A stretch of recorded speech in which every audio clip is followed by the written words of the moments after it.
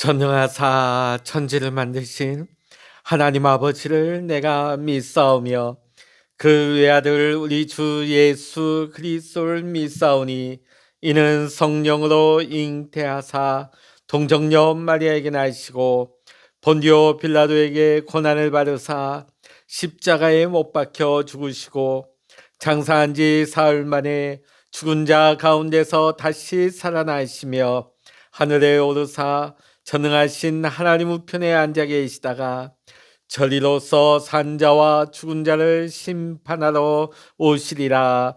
성령을 믿사오며 거룩한 공예와 성도가 서로 교통하는 것과 죄를 사하여 주시는 것과 몸이 다시 사는 것과 영원히 사는 것을 믿사옵나이다. 아멘. 찬송가 420장입니다. 찬송 420장입니다.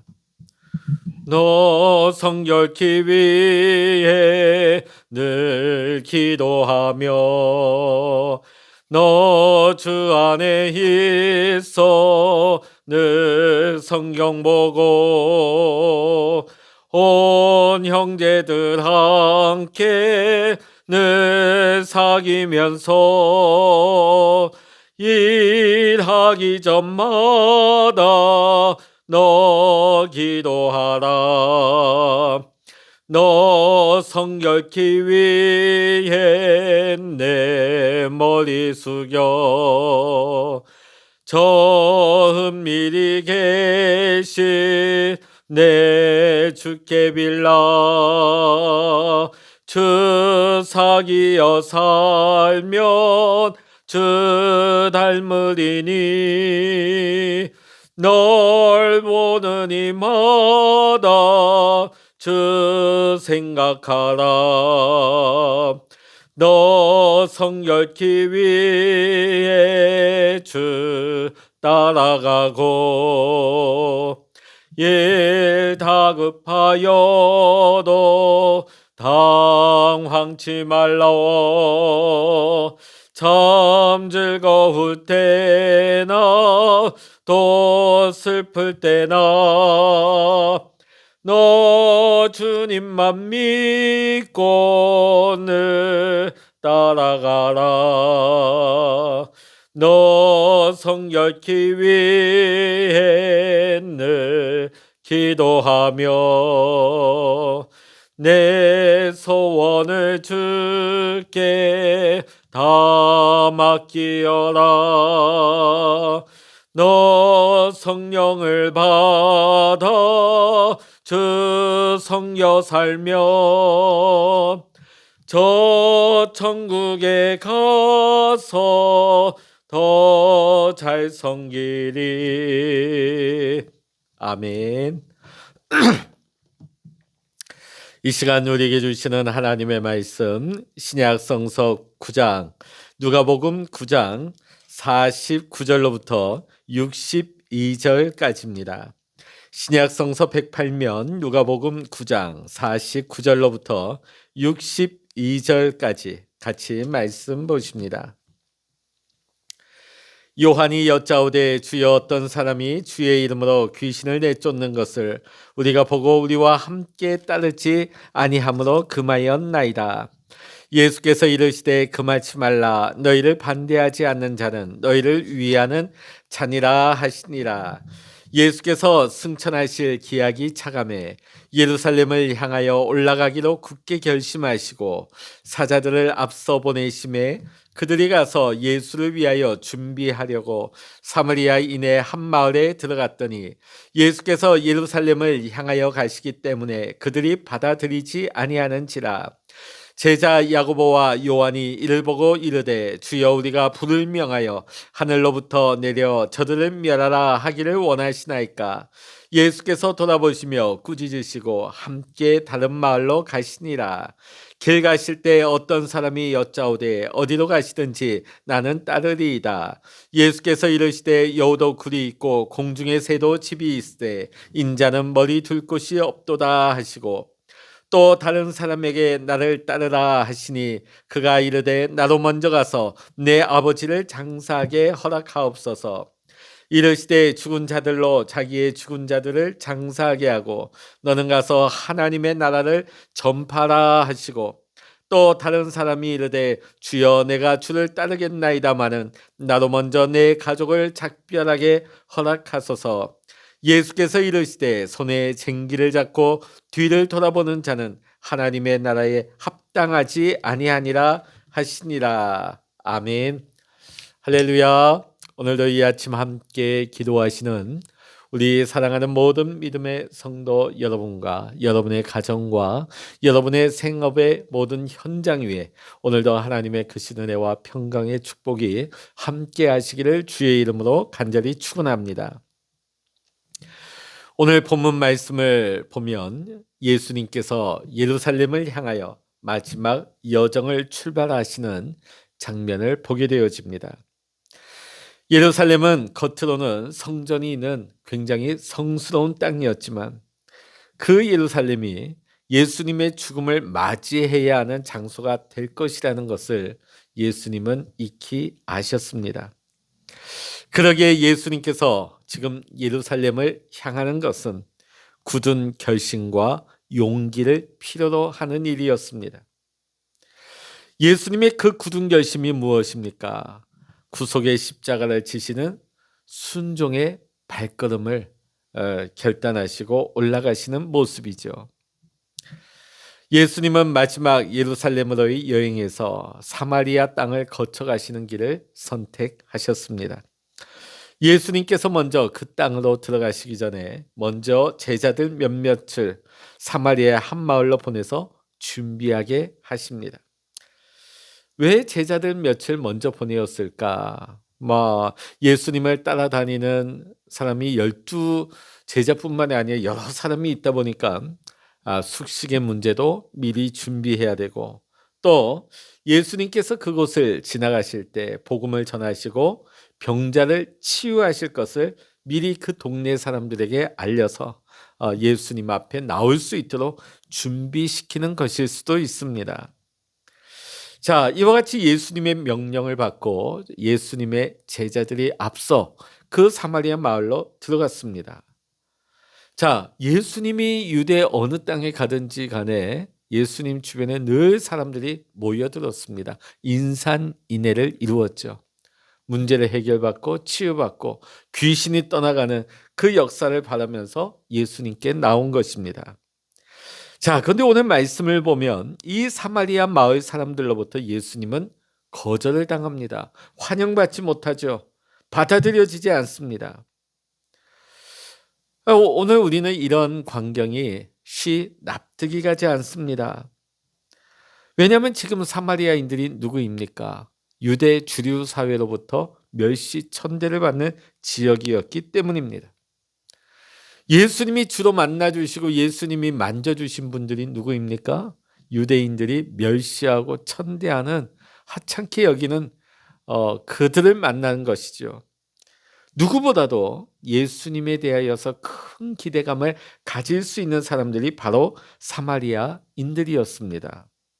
자, 그런데 어떤 이유에서인지 제자들을 만난 사마리아인들은 예수님이 지금 가시는 그 여정의 이야기를 들으면서 이 마을 주민들의 태도가 완전히 돌변하게 되어집니다.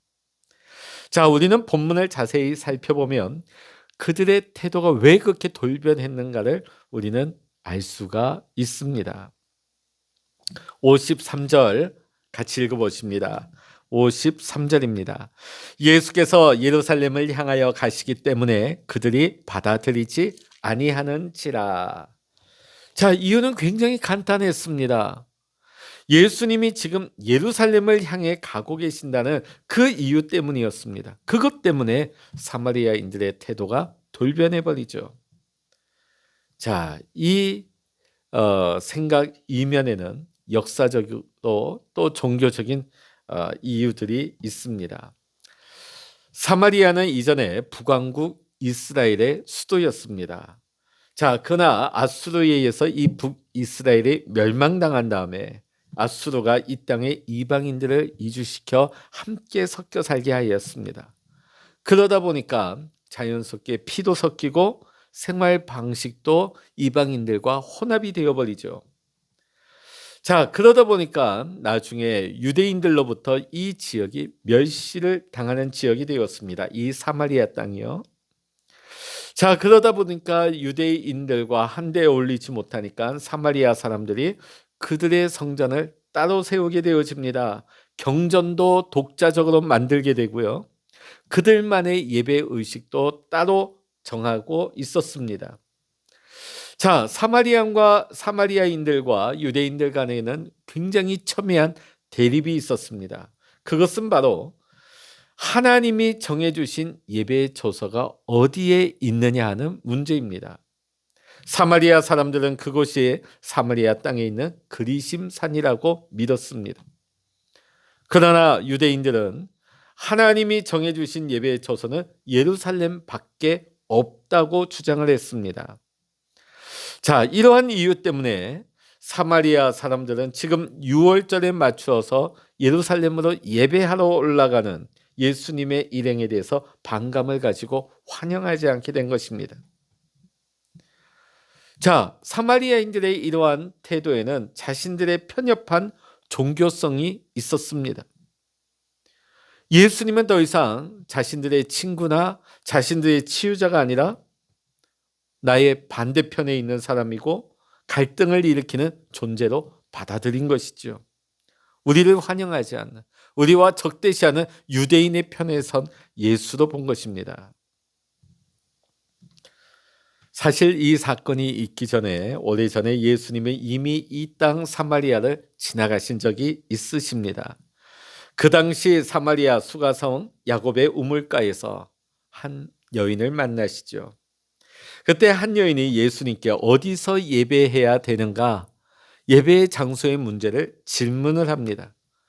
그 질문에 대해서 예수님은 어떻게 말씀하십니까? 이 산에서도 말고 예루살렘에서도 말고 아버지께 참되게 예배하는 자들은, 하나님은 영이시니 예배하는 자가 영과 진리로 예배해야 된다고, 장소의 문제가 아니라고 말씀하십니다. 제일 중요한 것은 예배 드리는 사람의 하나님을 향한 그 심령의 문제라는 것이죠. 그러나 당시 사마리아인들은 자신들의 관습과 정통에 얽매여서 그리심의 산에서 예배해야 된다는 그들의 종교적인 신념, 그런데 지금 예루살렘을 향해 올라가시는 그 예수님은 그리심산 예배에 대한 부정으로 비춰졌습니다.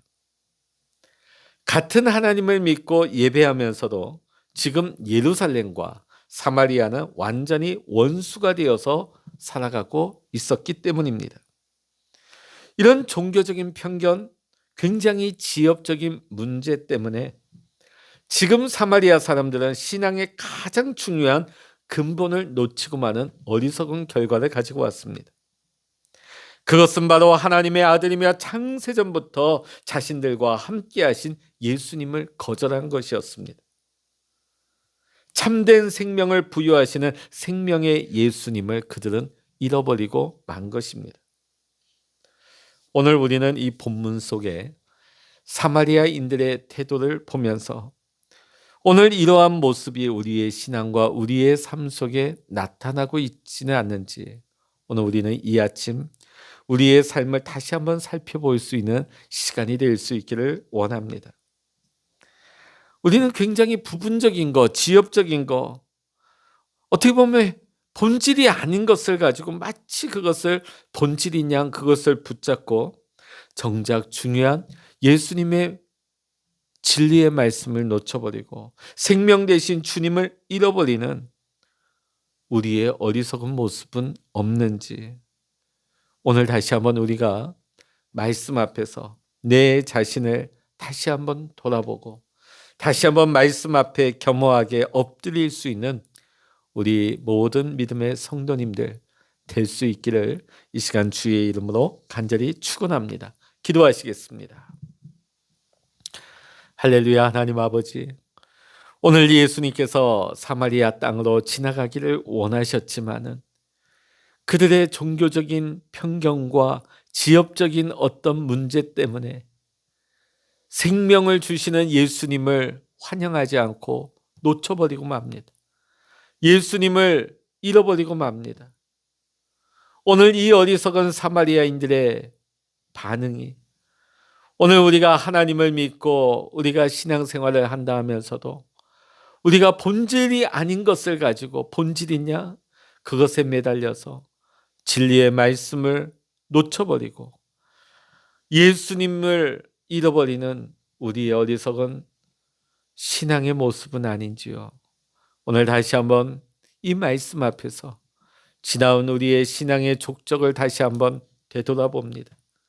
우리가 어떤 경우에도 예수님을 잃어버리지 않도록, 진리의 말씀을 놓쳐버리지 않도록 하나님, 우리가 날마다 깨어있게 하시고 날마다 분별하게 하시고 우리가 예수님의 부르심 앞에 민감하게 믿음으로 순종할 수 있는 우리 모든 택함받은 믿음의 성도님들 되게 하여 주시옵소서. 오늘도 우리와 함께 하시며 우리의 기도에 귀 기울여 응답하시는 주님을 찬양하고 의지하오며 우리 주 예수 그리스도의 이름으로 간절히 기도하옵나이다. 아멘.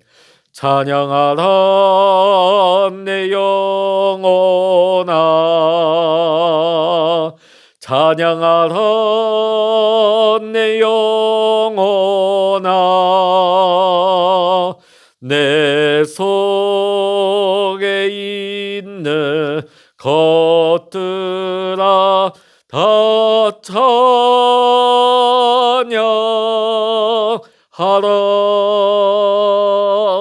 기도하라 내 영혼아, 기도하라 내 영혼아,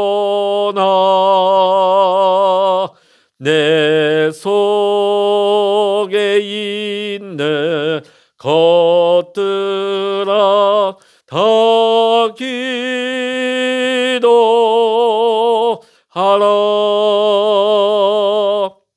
주여 일창으로 합심하여 기도하십니다. 주여